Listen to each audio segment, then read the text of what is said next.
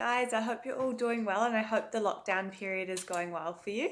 I hope you're enjoying spending quality time with the people that are in your bubble, and also hope that you're getting lots done and enjoying this time to do a little bit more things for yourself. I thought I'd get on here today and just go through your brushing technique. A lot of the time in the clinic we see people brush really well, but sometimes they brush too well and with a toothbrush that is too hard, and I see a lot of gum recession. And gum recession is where the gum basically recedes up and it can expose some root surface of your tooth.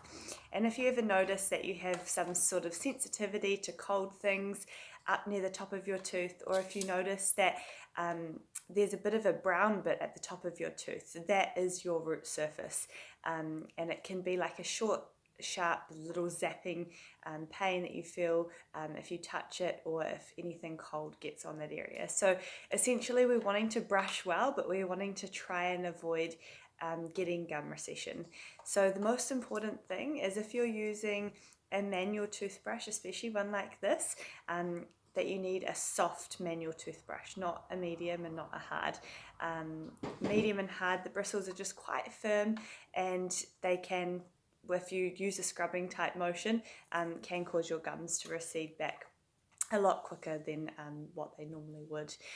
If you're using an electric toothbrush, most electric toothbrushes come with one sort of bristle thickness, or firmness should I say, but the Oral-B one does have a head called a sensitive clean head, which is a slightly softer brush head, which can be good if you already have gum recession, or if you are someone that just out of habit tends to scrub a little bit.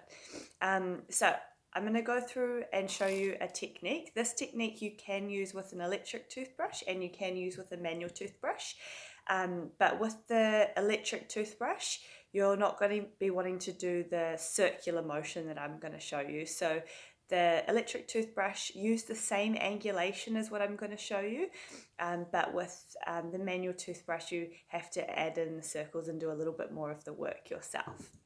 So I've got my little tooth model here to help me.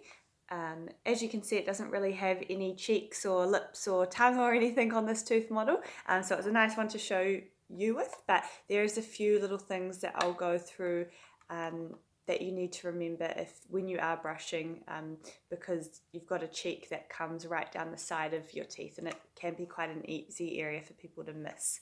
So the first things first is, with the tooth model and the toothbrush, you want to angle your toothbrush on a 45-degree angle toward your gum line like that. So you want to push the bristles up and around into that gum line, and you want to do small round circular motion to clean right up in that gum line. You can add in a flick down motion as well to clean that whole tooth. So round circles with a flick down. For the bottom teeth, it's the exact same thing, but just the opposite. So angling your toothbrush bristles down on a 45-degree angle toward the bottom teeth. Small round circles and a flick up motion. So that technique applies absolutely everywhere around your mouth.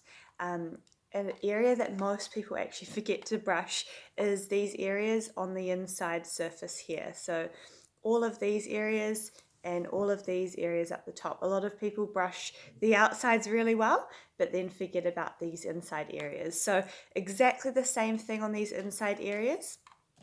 Angling your brush on a 45-degree angle toward the gum line, small round circles and a flick up motion. And you just want to do that all the way around. Now for these lower front teeth in here, you may need to kind of do a flick up motion like that, because it can be quite hard to get your toothbrush in flat across there, especially if you have got quite a narrow jaw shape. Now, a couple of things that's really important to remember when you've got your cheeks and everything in the way is, when doing the outside surfaces of these top back teeth, you want to close your mouth halfway. If you have your mouth really wide and really open, what ends up happening is there's a lot more tension on your cheek, and the cheek tends to sit up on these teeth a little bit more. So we want to close halfway, get our toothbrush right in there. Closing halfway makes sure that the cheek comes away from the tooth, and we can actually get the toothbrush right in the back here. These two teeth here is the area that most people miss. So it's really, really important. I would actually recommend to start with this area here. Close halfway, get the brush right down the back there, round circles, flick down motion. Same on both sides for the top teeth.